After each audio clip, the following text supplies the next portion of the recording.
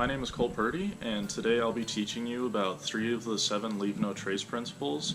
These principles I have chosen because I believe they're some of the most important principles and some of the ones that you are more likely to encounter while you are in the outdoors. Not only will I be teaching you about these principles, but I'll also be teaching you about why these principles are important and why we should be following these principles as a community so that way everyone can enjoy the outdoors, and not only that, we can also help to protect the outdoors. Thanks.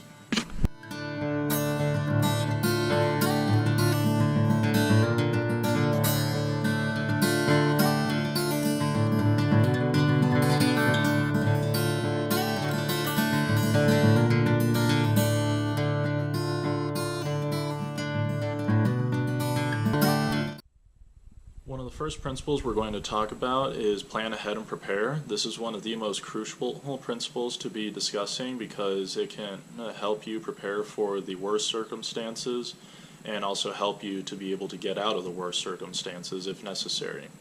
So one of the things you do want to plan ahead and be prepared for is any type of bad weather. And so for instance, you would like to go out with a good rain jacket, one that'll just keep the water off of you and will also help insulate you and just stay warm in the outdoors. That way you don't go hypothermic.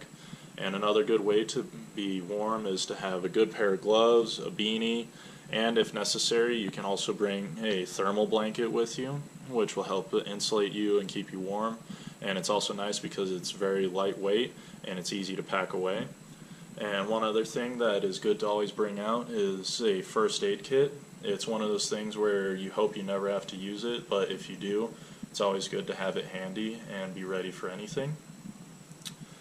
One of the other things too is to be prepared for navigating the outdoors, and one way to do this is to always bring along a map and compass.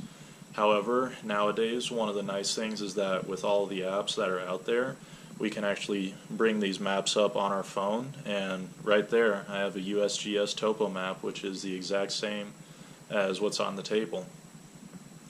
One other way that is good to plan ahead and prepare is to have any type of water filtration system.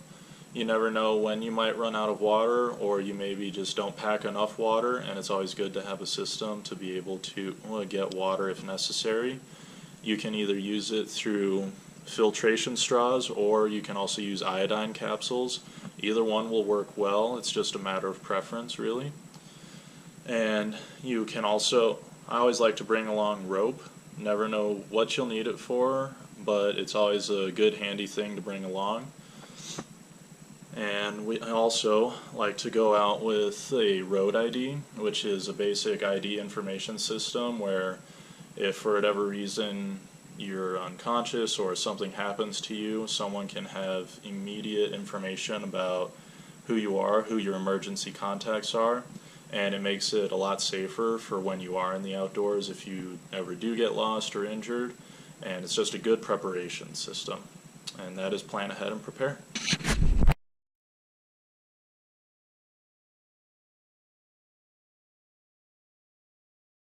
So for this next principle, we're going to be talking about minimizing your campfire use and good ways to prevent fires, and also just making sure that you are maintaining good, safe fires while you are out in the wilderness or whenever you do choose to create a fire. So if we look down here, we can see a whole bunch of ash from an area that was not an established campfire site.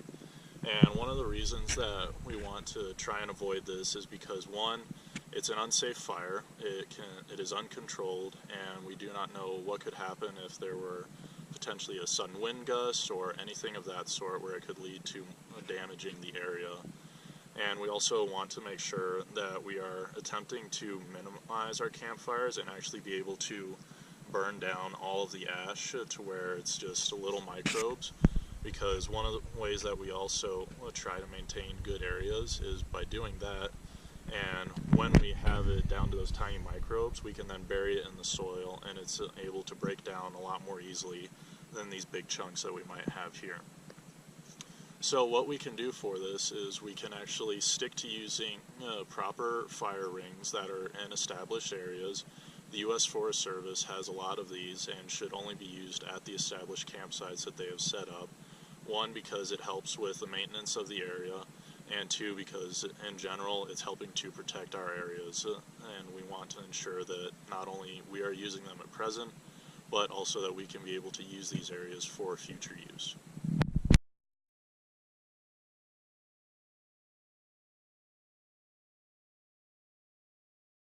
So for this next principle, we're going to be talking about camping and traveling on durable surfaces. This is one of the most important principles because, one, it is easy to accomplish, but two, it is also one of the most easy principles to not accomplish.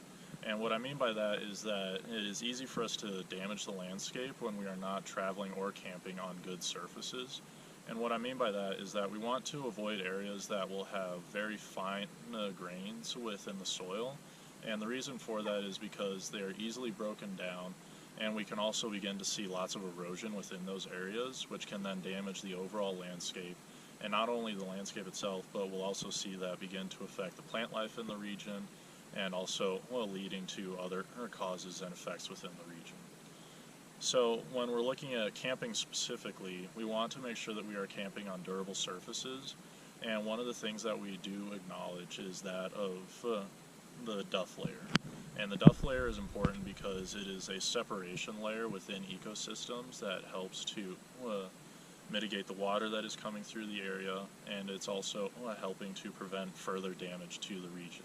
So if we look down here, there's really no duff layer in this region because it's just dried up and it's gone down right to the bare soil itself. And when we're talking about duff, that's generally going to be the pine needles, twigs, and just even finer soils that will be that top layer on the dirt before we start getting down to this type of soil, which is the more gray colored soil.